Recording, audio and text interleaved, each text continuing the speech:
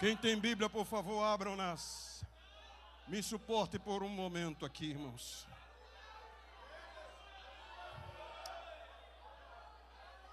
Segunda carta que Paulo escreve a Timóteo.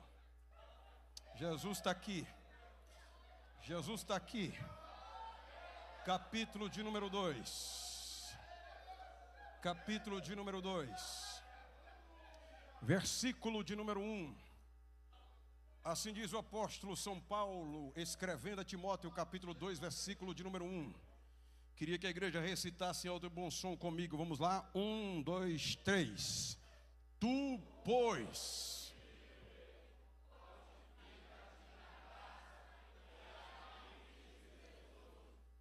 Podeis tomar seus assentos. Deus abençoe.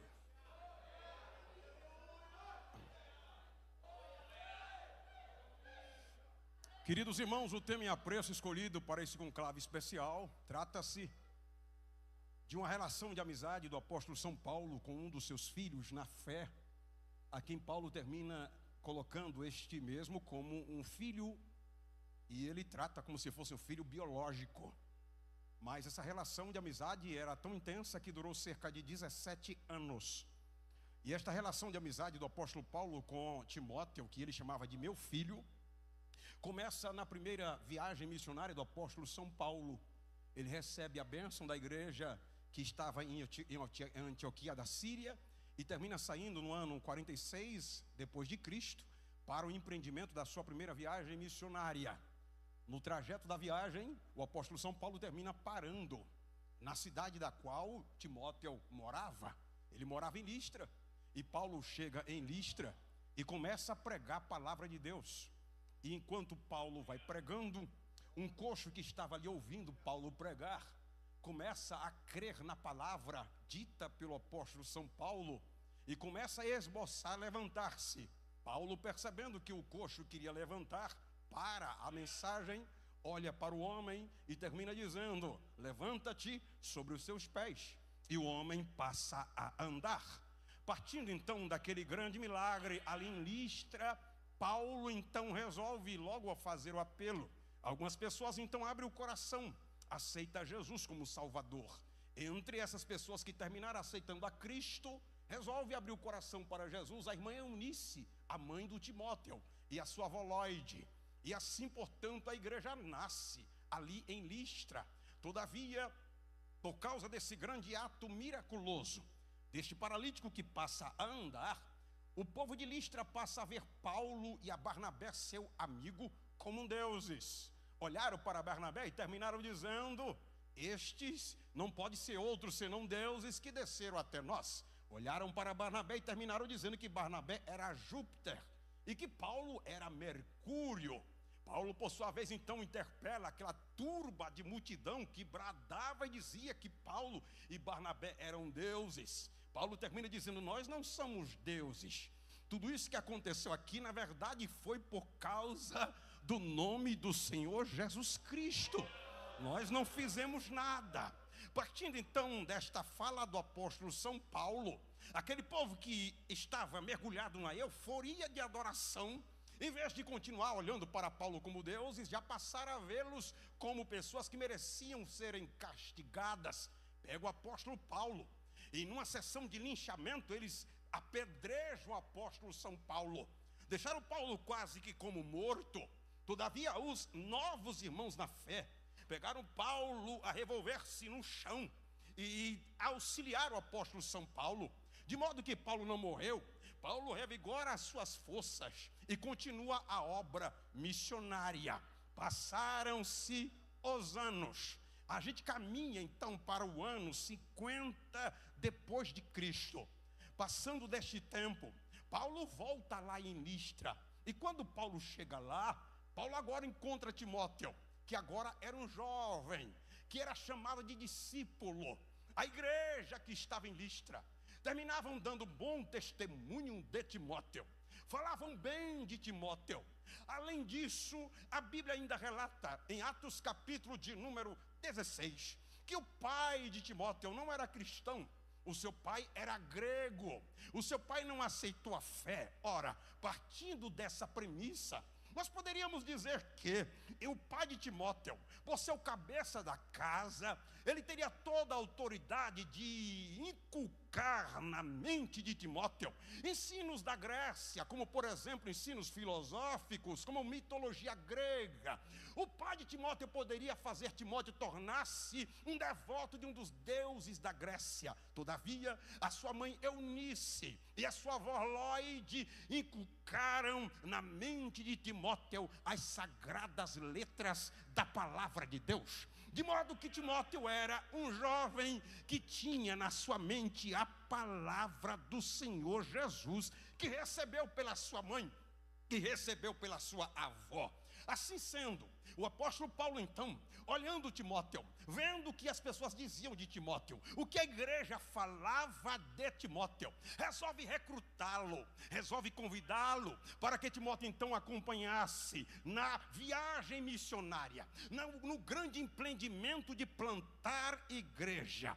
E assim então, recebendo a bênção da igreja de Listra, a bênção da família, o apóstolo Paulo então agora tem Timóteo do seu lado, que fazia parte da equipe missionária. Assim, portanto, Timóteo passa a acompanhar o apóstolo São Paulo. Os dois vão caminhando junto com Silas e com demais outros e vão no empreendimento da obra missionária. Até que no ano 53 depois de Cristo, o apóstolo Paulo chega na cidade de Éfeso. Quando Paulo chega lá, Paulo prega a palavra como comumente fazia.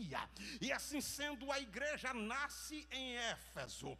Paulo coloca ali um casal para serem os primeiros obreiros da igreja de Éfeso, a saber, Áquila e Priscila, os primeiros dirigentes. Ali a obra cresce, aqueles dirigentes começam a obra. A congregação era na casa de Áquila e Priscila, e assim a obra vai crescendo na cidade de Éfeso. Paulo vai caminhando, a obra vai crescendo, até que a gente chega aproximadamente no ano 53. Paulo volta a Éfeso. Quando Paulo chega no ano 53 para visitar a igreja de Éfeso, Paulo percebe que a igreja não estava mais a mesma. A igreja estava enfrentando alguns problemas, e o problema que estava enrustido na igreja tratava-se de problemas doutrinários, pois naquela igreja de Éfeso, um grupo de falsos irmãos, um grupo herético, de falsos mestres, começaram a difundir ensinamentos errôneos.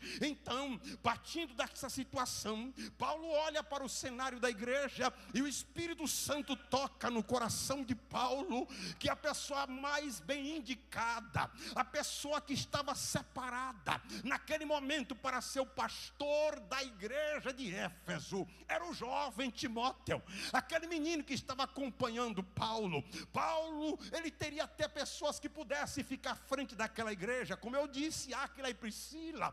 Paulo poderia, por exemplo, colocar os 12 discípulos que ele encontrou em Éfeso, mas o Espírito Santo disse para Paulo: coloque Timóteo à frente da igreja de Éfeso. Timóteo então passa a ser o primeiro pastor que assume aquela igreja. E quando eu falo primeiro, não é que na igreja de Éfeso não houvesse outros irmãos, estou falando primeiro no sentido de pessoa, porque até o momento Timóteo não tinha assumido nenhum ponto de pregação.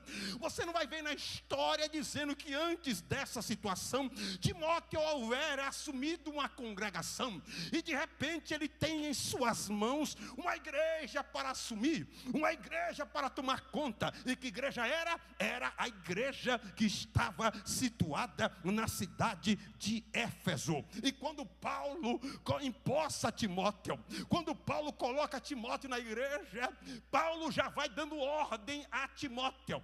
Paulo termina dizendo a Timóteo: olha, a partir desse momento, você não pode permitir que os falsos mestres ensinem ensine outro ensinamento. Está agora você empossado, e a partir desse momento você precisa não mais aceitar que eles ensinem outro ensinamento a não ser os ensinos da palavra de Deus. Imagine que peso para este jovem obreiro.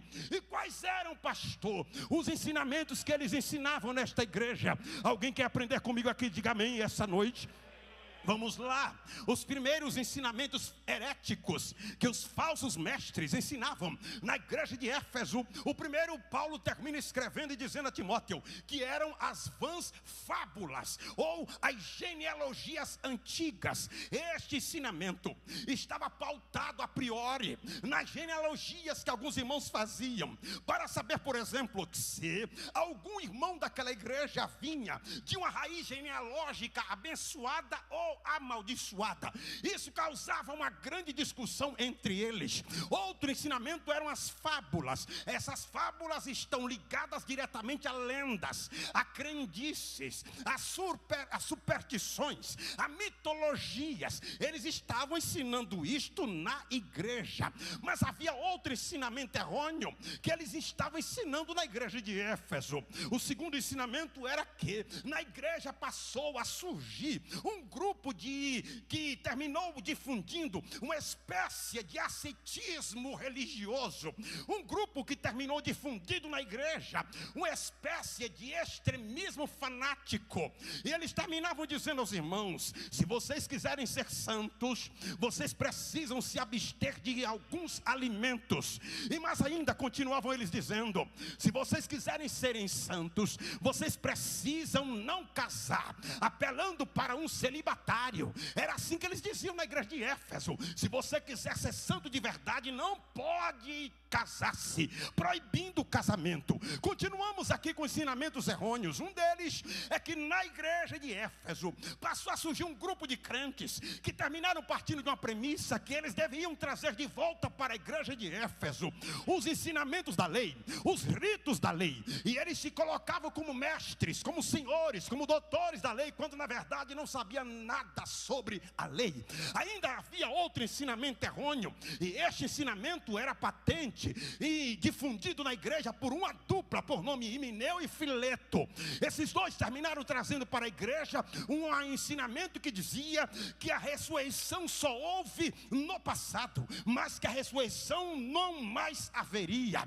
Havia outro grupo herético na igreja de Éfeso que terminou partindo de uma premissa de que toda satisfação pessoal estava ligada ao dinheiro e caminhando para um espírito hedonista, porque o hedonismo termina partindo de um entendimento de que toda a satisfação da nossa vida está ligada à saciedade, ao prazer. Então eles ensinavam na igreja que toda a felicidade humana estava atrelada ao dinheiro. Paulo então escreve a sua primeira carta a Timóteo, capítulo 6, versículo de número 9 e versículo 10, e Paulo termina dizendo que o amor ao dinheiro é a raiz de toda espécie de males. Oh glória! E nesta cobiça, disse Paulo, muitos terminaram se apostatando da fé. Outro ensinamento errôneo que eles terminaram difundindo na igreja, e esse era o mais letal, esse era o mais cruel, esse era o mais terrível.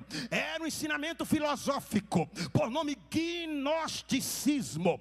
A palavra gnosticismo vem da raiz etimológica da palavra grega gnose. Traduzindo para a nossa língua, a palavra gnose na língua grega, gnose significa saber, gnose significa conhecer, gnose significa ciência. Este grupo terminou entrando na igreja e terminou dizendo aos irmãos que havia uma sabedoria mística, partindo do entendimento que se você estudasse, se você esmerasse nos estudos, se você mergulhasse a cara nos estudos, logo você adquiriria uma espiritualidade. Esse grupo chamado de gnósticos partiram de um entendimento que para adquirir a essência da espiritualidade, você deveria ler a Bíblia, mas não lê-la com humildade, mas não lê-la para buscar aprender com Jesus. Eles entendiam que você deveria ler a Bíblia para ser a supremacia da sabedoria.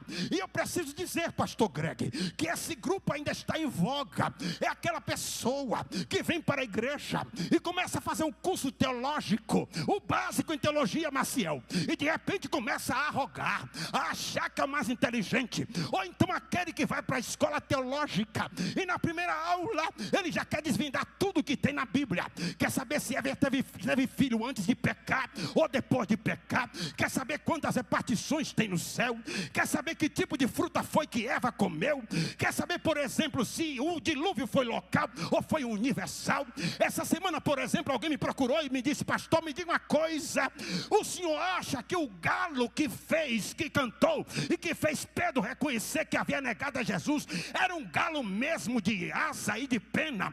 Porque eu ouvi alguém dizer que aquele galo na verdade era um sino, outro disse que aquele galo era um soldado. O senhor acha o quê? Pessoas que querem ler a Bíblia para desvendar tudo que tem na Bíblia, para saber de tudo que tem na Bíblia, e aí não quer ouvir mais qualquer pessoa, porque agora se acha o doutor em divindade, é o mais entendido da igreja, é o melhor pregador da igreja. Já não quer vir mais para culto de ensino, não quer vir mais para a escola dominical, porque agora é o entendido, é o teólogo, é o bacharel, é o entendido da Bíblia. Porém, preciso dizer-lhes aqui, aplicando esta palavra, que a Bíblia Sagrada, ela é cheia de mistério, e tem coisa que você nunca vai saber, nem aqui na terra e nem lá no céu. Primeiro porque a Bíblia diz ainda que nosso Deus é mistério, e se Ele é mistério, Ele revela os seus mistérios a quem bem Ele quiser. E outra coisa, Deuteronômio capítulo 29 e o versículo 29, a Bíblia diz que as coisas reveladas são para nós, mas as encobertas são para Deus.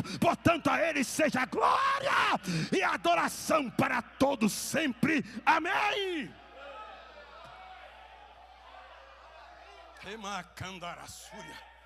Paulo disse a Timóteo: olha, acaba com esse negócio aí. Você vai ter que botar ordem na casa. Você vai ter que emudecer esses falsos mestres. Você vai ter que calar esses falsos mestres. Você precisa parar e dizer a eles que eles não podem ensinar outro ensinamento a não ser o ensinamento da palavra de Deus. Aleluia. Até aí está tudo bem. Até aí parece que Timóteo estava cheio de ousadia. Se nós concluíssemos aqui, você poderia me dizer: então, pastor, Timóteo conseguiu logo de pronto. Não conseguiu logo de pronto, porque em primeiro lugar nós estamos falando de um jovem obreiro, como eu disse aos senhores e às senhoras, que nunca tinha dirigido um ponto de pregação. De repente passa a dirigir a igreja de Éfeso, a igreja da Ásia. E não só isso, Timóteo era um jovem obreiro que estava assumindo uma igreja que foi fundada pelo maior teólogo da história. Timóteo estava assumindo a igreja que foi fundada pelo grande Paulo, o homem que foi arrebatado, o homem que foi até o terceiro céus, o homem que tinha 9 dons espirituais, o homem que era poliglota, o homem que nós poderíamos conceituar como um filósofo, o homem que disse Agostinho de Hipona que se pudesse teria tido o privilégio de ouvir Paulo pregar. A igreja foi fundada por Paulo, a igreja foi catequizada por Áquila e Priscila, a igreja ainda foi doutrinada por um dos maiores pregadores da Grécia, chamado de Apolo. Agora esse menino está assumindo esta igreja. Imagine o peso dessa responsabilidade. Não só isso, nós estamos falando da grande Éfeso. Éfeso só perdia para Roma. Só para vocês terem uma ideia, a cidade de Éfeso era uma cidade vibrante. A cidade de Éfeso era uma cidade cosmopolita. A cidade de Éfeso era uma cidade que agregava muitas pessoas. A cidade de Éfeso, só para você ter uma ideia, tinha cerca de 250 mil habitantes aproximadamente. O menino agora é pastor de uma grande metrópole. O menino que nunca tinha assumido a congregação está diante de uma grande cidade, uma cidade que o comércio fervilhava, uma cidade que era a capital da província romana na Ásia. E o menino está lá. Sobre ele pesou uma grande responsabilidade, de tal maneira que alguns desprezaram-no por causa da sua idade, de modo que Paulo escreve uma carta tentando animar o jovem, dizendo: Timóteo, seja o exemplo dos fiéis, que ninguém vai desprezar a tua sua mocidade. O menino assume a igreja, mas além da situação, do peso da responsabilidade, Timóteo também teve medo. De maneira que, se você abre a Bíblia, na primeira carta de Paulo a Timóteo, capítulo 1, versículo 7, Paulo encoraja-o dizendo: Timóteo, não tenha medo, tenha coragem, levanta a cabeça. O menino tem medo, era o peso da responsabilidade. Além de medo, pairou no coração de Timóteo uma timidez. Ele não queria levantar a mão, ele não queria pregar, ele não queria usar autoridade, ele não queria impor as mãos sobre ninguém. De modo que 2 vezes Paulo chama a atenção de Timóteo dizendo: meu filho Timóteo, não despreze o dom que há em ti, oh glória. Usa, aleluia, usa o dom que Deus te deu, usa a autoridade que tu recebeste, oh maravilha, pela imposição das mãos dos profetas, pela imposição das mãos dos obreiros. Usa o dom. O menino era tímido, e aí acompanhando com a timidez, acompanhada com medo, acompanhada com as pessoas que desprezavam-no, Timóteo também tinha um problema. E qual era o problema, pastor? O problema de Timóteo é que ele também tinha um problema na área da saúde. Paulo escreve a Timóteo dizendo: meu filho, quando você for dessedentar a sua sede, não beba só água, mas beba um pouco de vinho, por causa dos seus muitos problemas estomacais. Alguns eruditos partem de uma premissa que provavelmente Timóteo terminou adquirindo alguma doença estomacal, e quem sabe, alguns vão mais além dizendo, quem sabe, ele adquiriu por conta do peso da responsabilidade, adquiriu por conta da situação que ele apertava, que ele acossava. Era desprezo, era medo,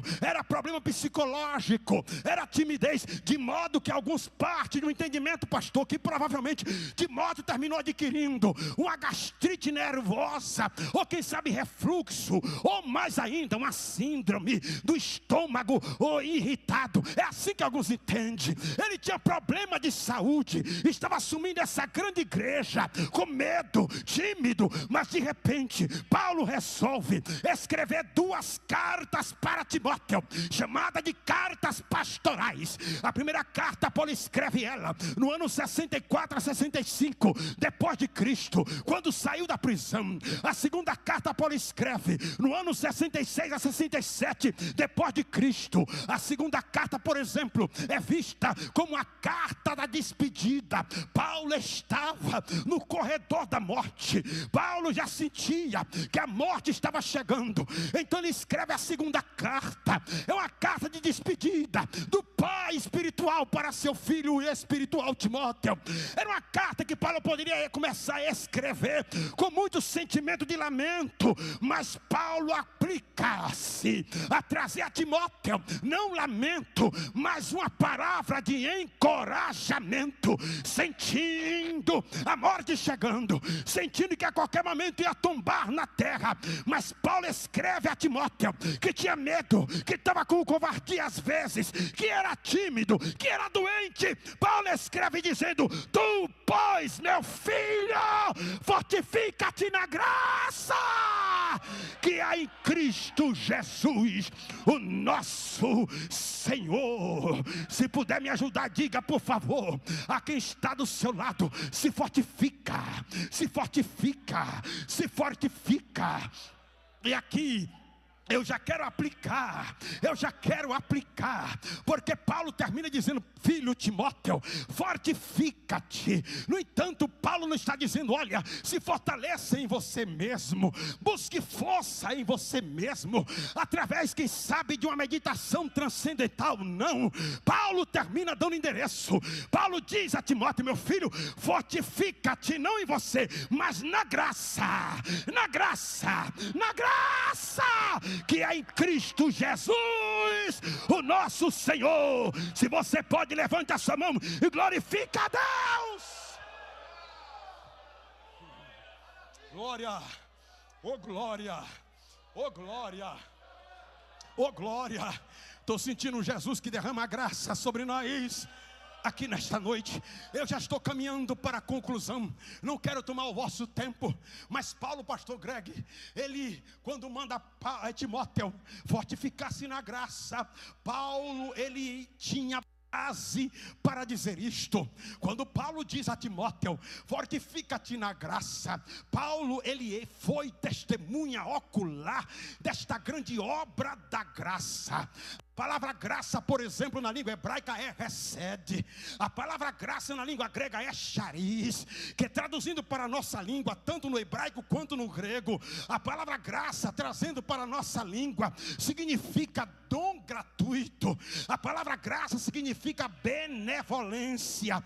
A palavra graça significa favor imerecido. Os teólogos terminam dividindo a graça do ponto de vista da categoria da graça.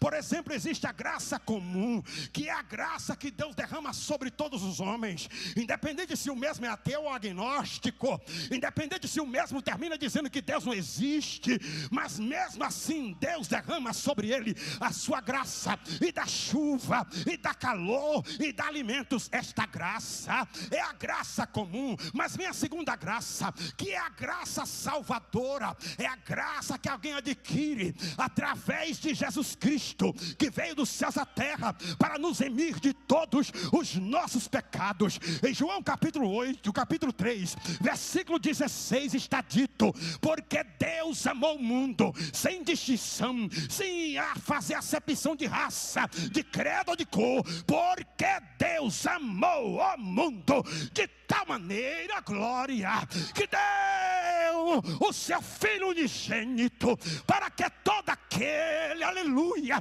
que nele crê, não pereça, mas tenha vida eterna. Graça salvadora. Mas vem a terceira graça. A terceira graça é a graça preveniente. É a graça que o Espírito Santo começa a trabalhar no pecador, convencendo-o dos seus pecados. E Paulo e Jesus terminou dizendo que é o Espírito Santo que convence o homem dos seus pecados. A partir do momento que o pecador é convencido dos seus pecados, a graça entra em ação e começa a fazer com que ele abra o coração para o evangelho. Graça preveniente. Mas nós temos outra graça, que é a graça santificadora. É a graça que faz com que aquele que agora é salvo busque a santificação, aleluia, continuamente.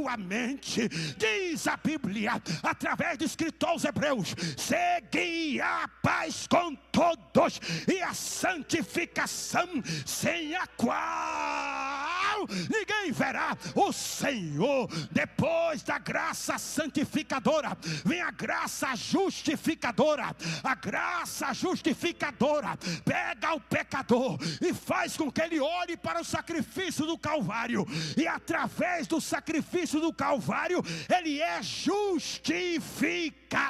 E para concluir, nós temos a graça auxiliadora. A graça auxiliadora é que Deus às vezes permite que nós passemos por dificuldades. Às vezes nós passamos por lutas, vendavais, temporais. Às vezes vem as dificuldades e de repente, quando você pensa que vai naufragar, Deus então intervém. Deus então envia a sua graça. Deus manda a sua graça.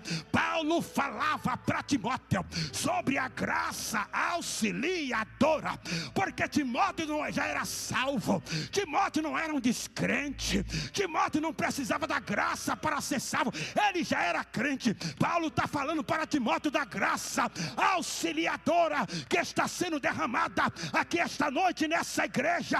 E se você pode, receba esta palavra e glorifica o nome de Deus.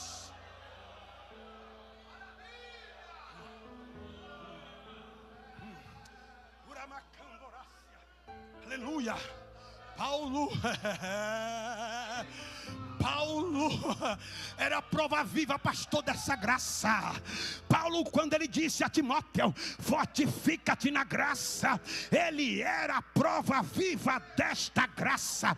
Porque Paulo, pastor, disse a Timóteo para que ele se fortificasse pela graça. Quem quer aprender comigo, levanta a mão e diga glória a Deus.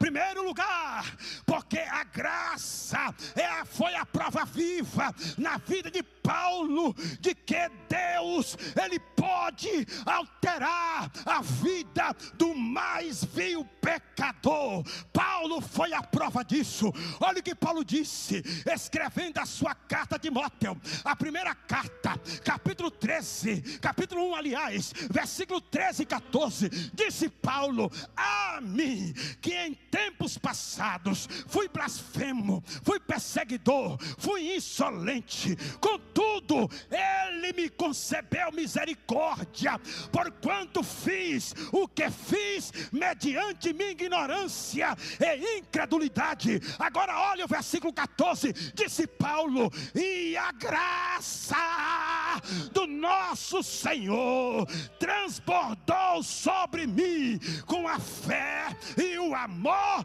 que há em Cristo Jesus. Todos nós que estamos aqui porque fomos alcançados pela graça. Paulo não valia nada, Paulo era terrível, Paulo era matador de crente, Paulo arrastava crentes na rua. Um dia alguém olhou para Paulo, quem sabe, e disse: esse aí, ele vai continuar sendo blasfemo, ele não vai ter jeito. Mas a graça chegou lá em Paulo, a graça alcançou Paulo, a graça abraçou Paulo. Enquanto eu prego aqui essa noite, eu estou vendo muitas pessoas que estão aqui, e a maioria delas são ex-prostituto, ex-adúltero, ex-fumador de maconha, cheirador de cocaína, ex-aquele que era saciseiro, que usava pedra de crack, que a família olhava e dizia: não tem jeito, não tem condições, pau que nasce torto nunca se endireita, vai dar trabalho até o resto da vida, a mãe ainda vai sofrer muita coisa, vai derramar lágrimas de sangue. Alguém olhava e dizia: é a ovelha negra da família, já deu muito trabalho, já foi até preso, já fez tanta coisa errada. O povo olhava e já dava o diagnóstico e a sentença dizendo: não tem condições. A igreja não vai mudar, a segurança não vai mudar, a polícia não vai mudar. Mas aí a graça chegou lá, a graça chegou lá, a graça chegou lá. E olha, você aqui essa noite, você pode glorificar a mão e exaltar a Deus.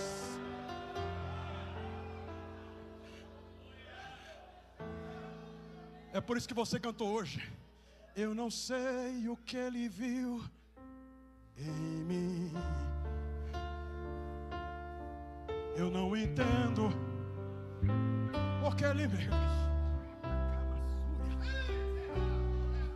eu não sei o que eu dei uma carninha séria que eu deveria ser, mas assim Ele me abraçou. Eu sou tão pequeno, Ele grande, eu sou falho, mas Ele é fiel. E o que deveria eu era morrer, mas Ele me prometeu o céu. Adora e vai!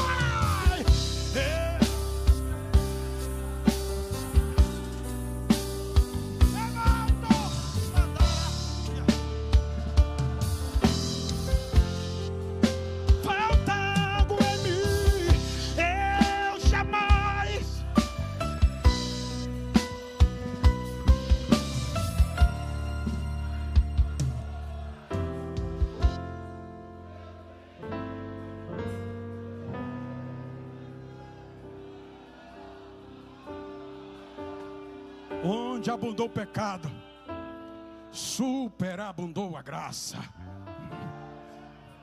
Alguns olharam, maçúria déria, e diziam: tem jeito não, Tem jeito não. Já foi disciplinado várias vezes. A ficha dele, pastor, está toda arriscada. É disciplina, exclusão, coloca em comunhão. Disciplina, exclusão, coloca em comunhão. Só presta para dar trabalho. Mas a graça chegou. A graça chegou. A graça, olha você aqui. Dá para levantar a mão, olha você aqui. Olha você aqui, olha aqui, olha aqui.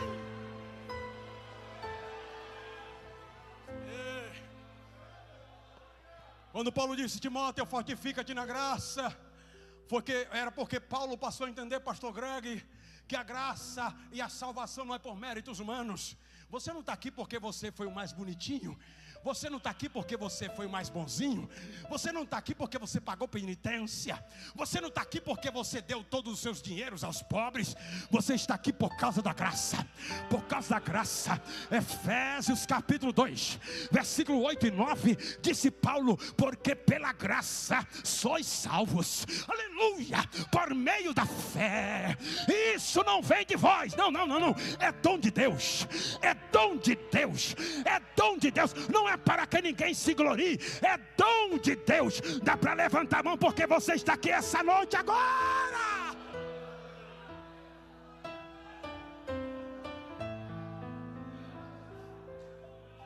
Quando Paulo... Ei, mas estou sentindo Jesus aqui.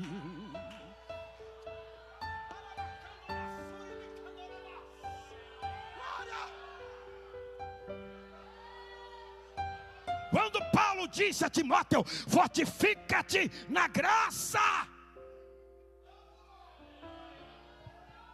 foi porque Paulo passou a entender, pastor, que tudo que nós fazemos não é por nossa capacitação humana, mas é por causa da graça. Paulo escreve a sua primeira missiva aos Coríntios, capítulo 15, versículo de número 9 e o versículo de número 10. E Paulo começa dizendo: irmã Adina, eu sei que eu nem poderia nem ser chamado de apóstolo. Eu sou o menor entre vocês. Eu sei que eu poderia nem ser chamado de apóstolo e nem ser intitulado de apóstolo, porque eu matei muita gente, eu fiz muita coisa errada. Mas aí Paulo vai continuando na sua reflexão, enviando a carta para a igreja de Corinto, e Paulo termina dizendo: todavia, contudo, eu fiz mais coisas do que todos os apóstolos. Eu trabalhei mais do que todos eles. Mas a conclusão da fala de Paulo é esta: disse Paulo, eu fiz todas estas coisas, não foi porque eu cresci nos pés de Gamaliel. Eu fiz todas estas coisas, não era porque eu falava 5 idiomas fluentes. Eu fiz todas essas coisas, não foi porque eu aprendi muita coisa no saber humano. Eu fiz todas essas coisas, disse Paulo, por causa da graça. Eu fiz a obra por causa da graça. Eu trabalhei mais por causa da graça. E eu já vou aplicar aqui nessa noite. Tem muita gente na igreja se achando a quarta pessoa da Trindade, só porque canta, só porque prega, já se acha a última bolacha do pacote. Se me colocar lá, o negócio vira. Se colocar eu para pregar, o culto vai virar, o culto vai bombar, o negócio vai para frente. Começou a cantar um pouquinho, já começa a achar que é o Pavarotti da igreja, é o melhor cantor da igreja, é quem tem mais graça para cantar, é quem tem a oratória, é quem sabe falar bem, é quem pode representar bem o pastor da igreja, porque sabe cantar, sabe pregar, sabe administrar. Tem muita gente que só porque faz, se arroga, entra pelo espírito da jactância, acha que pode tudo, só porque canta, só porque prega. Mas tem um hino que o povo canta aí fora dizendo: se Jesus tirar a tomada, aí não faz mais nada, aí não canta, aí não prega, aí não grita. Tem muita gente aí que é metal que soa, é sino que tine, é carroça velha que só presta para fazer barulho, porque Deus já tirou a tomada. Estava se achando a estrela da igreja, o melhorzão da igreja, o mais entendido da igreja. Aí Deus tira a tomada e não presta mais para nada. Paulo está dizendo: eu fiz fiz tudo pela graça, trabalhei pela graça, eu preguei pela graça, recebi 9 dons pela graça, foi pela graça, foi pela graça.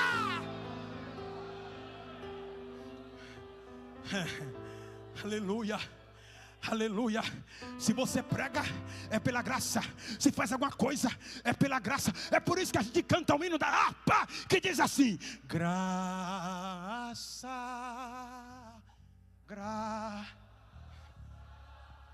a mim de Deus,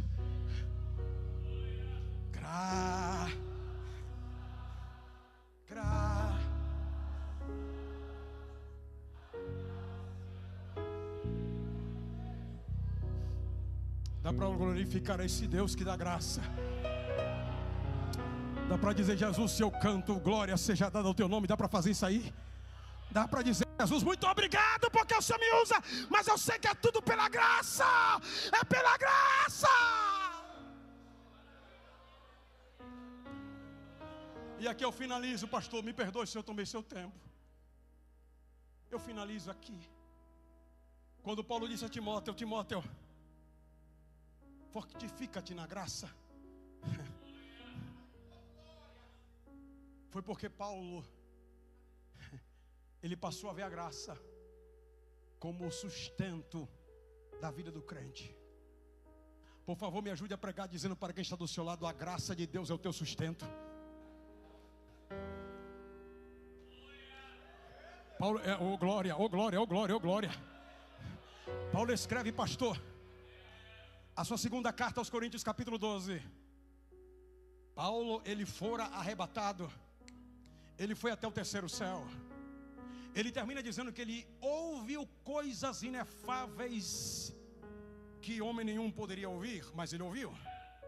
No entanto, ele caminha por um caminho de humildade tão grande que ele começa a escrever a segunda carta aos Coríntios, capítulo 12, na terceira pessoa. Ele não quer se identificar. E ele termina dizendo: eu sei de um homem, aleluia, que foi arrebatado. Esse homem foi até o terceiro céu.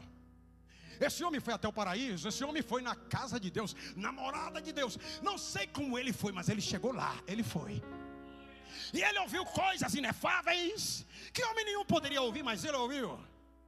Aí ele agora se refere a ele, se reporta a ele, e ele termina dizendo: porém, para que eu não me exaltasse, o Senhor permitiu que viesse sobre mim um espinho na minha carne. E esse espinho me machucava tanto, a saber, um mensageiro de Satanás, que me esbofeteava todo dia. E antes dos irmãos caminharem comigo para a conclusão, eu preciso aplicar um pouco aqui, porque eu já ouvi tanta coisa. Alguns terminam por dizer que o espinho na carne de Paulo era uma dor crônica na cabeça. Outros terminam dizendo que esse espinho na carne de Paulo era um problema de vista. No entanto, eu vou como está no texto de forma literal. O que Paulo está dizendo é que Deus permitiu que um demônio, diretamente do inferno, viesse sobre Paulo e começasse a esbofeteá-lo. E aqui a palavra esbofetear é lançar em rosto. É como se Satanás pegasse o passado de Paulo e cotidianamente ficasse lançando em rosto o passado de Paulo. Eu pergunto, senhores, isso aí dói ou não dói? Imagine você pregando e de repente você teve um passado negro, um passado escabroso. Quando você começar a pregar, na sua mente o diabo começar a latejar e dizer: quem é você?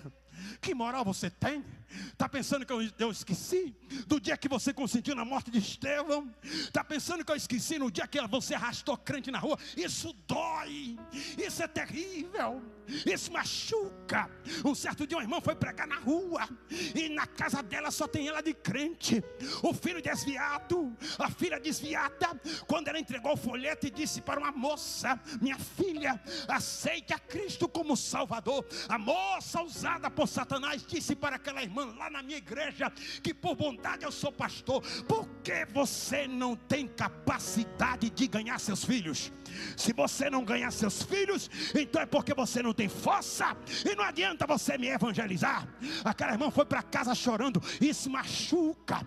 Quando você vai pregar para alguém e o diabo começa a tentar lançar o teu passado no seu rosto. Era isso que Paulo enfrentava. E ele disse: eu orei a Deus 3 vezes, mas o céu ficou em silêncio.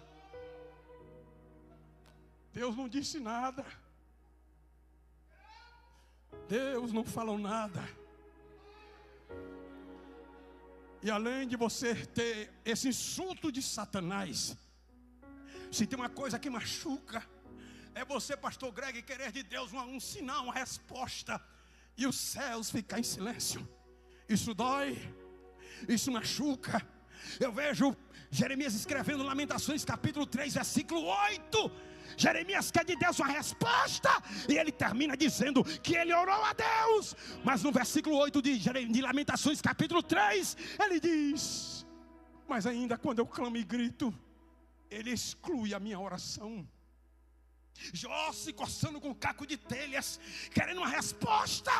Já termina dizendo no capítulo 30, versículo 20: eu estou em pé, mas tu parece que não me vê. Eu clamo, mas parece que tu não me respondes.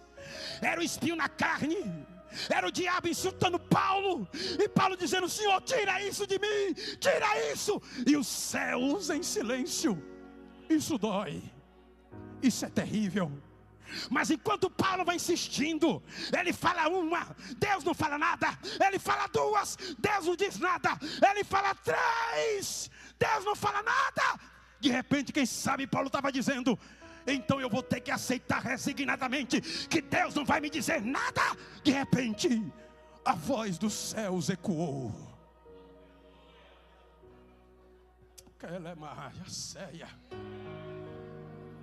Parece que eu estou vendo o pastor Deus dizendo assim para Paulo: olha aqui para mim, ô Paulo, o espinho eu não vou tirar não.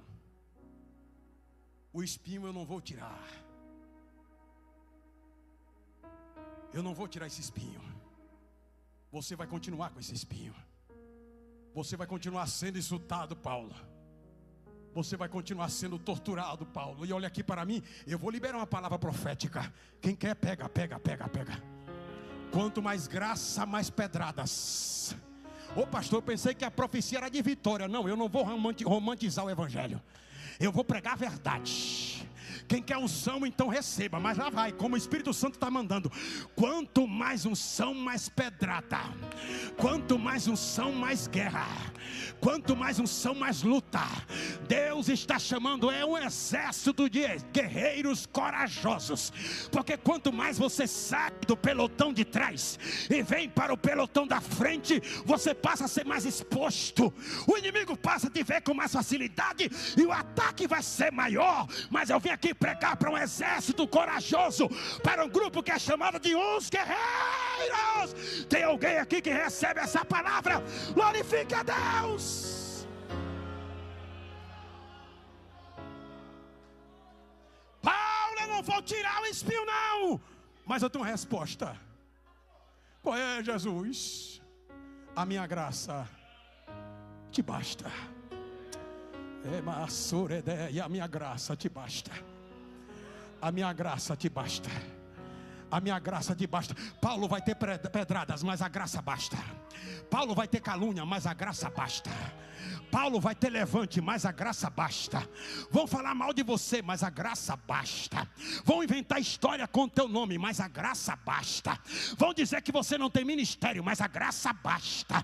Paulo, não adianta dizer nada, porque o que vai fazer valer é a graça, é a graça. A minha graça basta.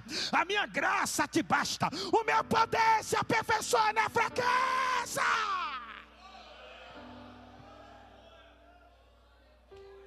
Você chegou aqui, quem sabe, se arrastando. Você veio para esse congresso dizendo: Jesus, fala alguma coisa aí, porque está difícil. É muita pedrada, Senhor. É muita luta, Senhor. Vou procurar o pastor Greg, Jesus. Vou entregar esse cargo. Eu pensei que era diferente. o negócio está difícil. Vou entregar esse departamento, vou entregar a congregação, vou deixar vencer esse ano, para não pegar o pastor de surpresa. O negócio está sério. Quem sabe você vê aqui se arrastando, você vê aqui com os pés manquejando, com os joelhos quase que desconjuntados, a força se esvaindo. Mas Deus me trouxe aqui para te dizer: a minha graça te basta. A minha graça te basta. Você vai mais longe porque a graça está sendo derramada aqui. Você vai fazer mais porque a graça está sendo derramada aqui. Você está dizendo: pastor, eu acho que é ponto final do meu ministério, é página virada. Eu vim aqui nesta noite profetizar para te dizer que você vai mais longe, porque a graça está sendo derramada sobre esta casa. Se você crer, recebe esta palavra.